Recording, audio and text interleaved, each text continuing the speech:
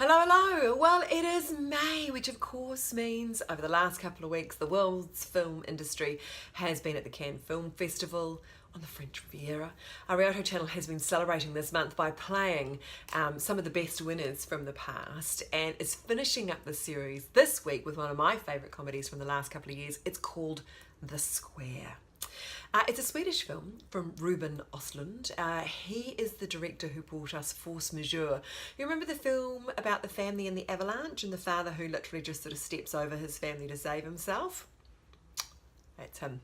This time around though, the setting is a large contemporary art museum, and our protagonist is the rather dashing divorcee and curator Christian. He likes to put on exhibitions that remind the museum's wealthy patrons of their roles as responsible fellow human beings. The only problem is that Christian kind of struggles to live up to his own ideals when he hires a PR firm to help kind of build hype for the museum and his shows. Everything kind of starts to fall apart. This is a film about social contracts, the one that we acknowledge and the ones that we just kind of accept exist, and how breaking those contracts can kind of lead to our downfall. The film won the Palme d'Or in 2017. It also stars Elizabeth Moss, Dominic West and Cleese Bang as Christian.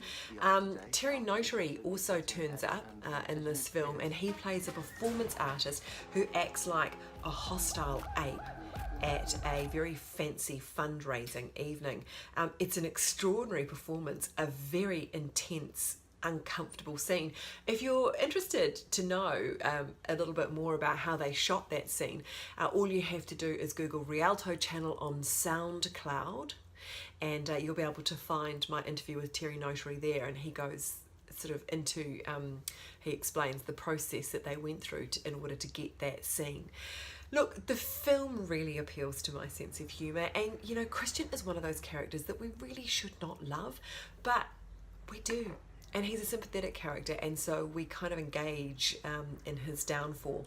Look, I've said this before, I think this film is clever, it is biting, it's brilliantly acted, full of ideas and themes. It is one of those films that you can watch over and over again, so if you've already seen it, go on, do it again. If you haven't, here is your chance, so enjoy. The Square screens on Wednesday, the 29th of May at 8:30 p.m.